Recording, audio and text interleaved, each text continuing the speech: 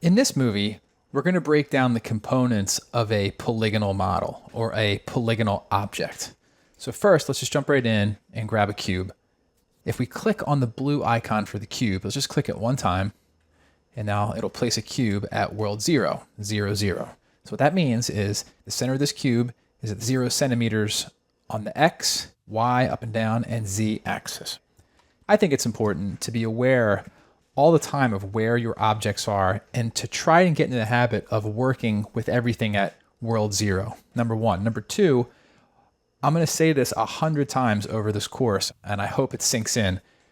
Try and get in the habit of modeling everything you do to scale. Now, what I mean is be aware of how large your objects are, especially if you're working with other objects in the scene. Now, the default cube Cinema 4D creates is 200 centimeters. That's in all directions. Now, an average adult at 6 feet, that's about 180 centimeters.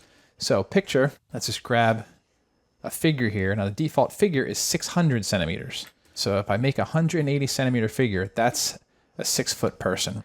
So when you make a default cube in Cinema, it's bigger than the average adult, okay? Now you're probably thinking, okay, well, why does that matter? And we're going to get into that in a lot of other courses, but when we start lighting, light travels a certain distance. So it's important that you know how large your world is so you can tell the light how far it should be going, and it will behave a certain way. Everybody has an understanding of how the real world works and how far light travels. So it's important that we start thinking about things here in the same way, especially when we start using things like the physical camera, and we can use things like depth of field. Those are using real world values. So let's get in the habit now of starting to model everything to scale. Okay, back to the topic at hand. This is the cube. It's a primitive, just like we discussed in the previous movie. You have all these different types of primitives that you can start with: cylinders, cubes, spheres, all kinds of stuff. Now, when you make a primitive inside of Cinema 4D, you don't have access to all the individual pieces. Now, what am I talking about when I say individual pieces? Well, let's talk about what you can do. You can adjust the size, X, Y, and Z, right? You can adjust how many segments or how many subdivisions each side has, right? Again, X, Y, and Z. You can adjust the fillet, which basically will round out the edges and give you a sort of beveling effect, right? If you render that, you'll see a nice smooth edge going on there. So you can do all those things. But let's just say you wanted to slant this a certain way. Like if you wanted to make the top kind of lean over this way. Well, you think, okay, well, maybe I can just grab this top square and pull it over. Well, no, you can't do that because it's not a polygon object yet, but it's very simple to do that. And this is a very important step when you want to convert things to polygonal models. All you need to do is select a cube, and we're going to press the letter C on the keyboard.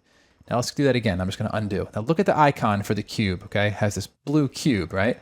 If I hit C, watch what happens. See, it becomes this triangle with the points around the outside, right? And it also puts a UV tag. This checkerboard is a UV tag. We'll get into that later as well.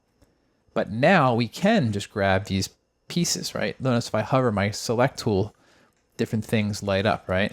Now we are in the polygon mode right now, which is why those faces are lighting up, right? Those individual polys.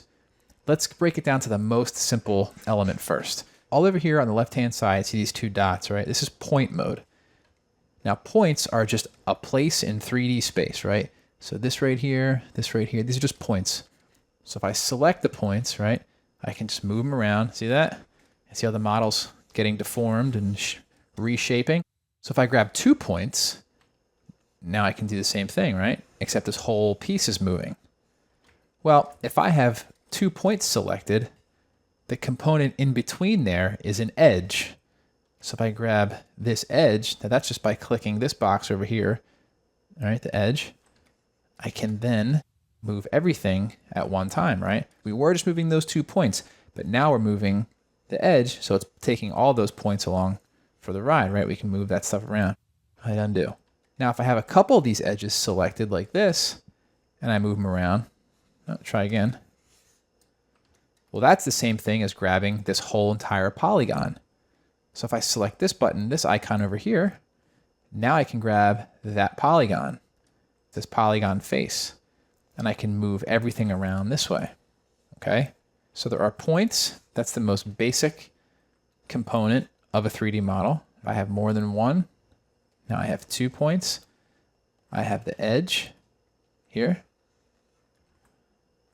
If I have a couple of those selected,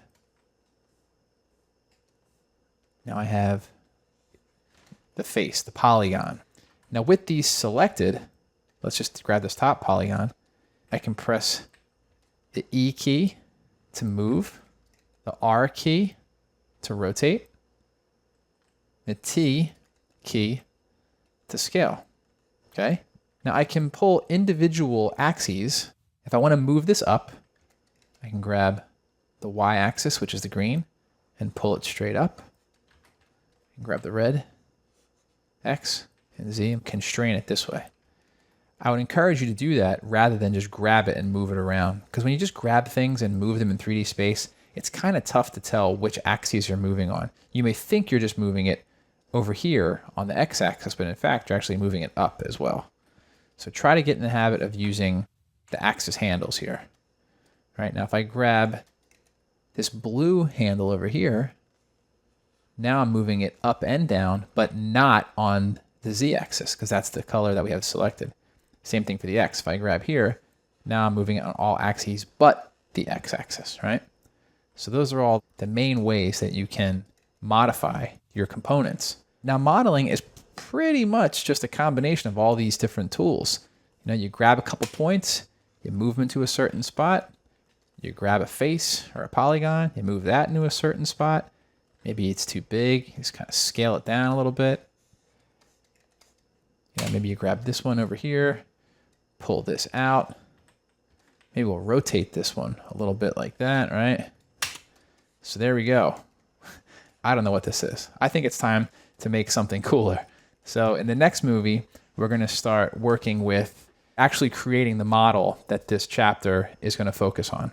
So now that you have an understanding of points, edges, and polygons, let's keep going.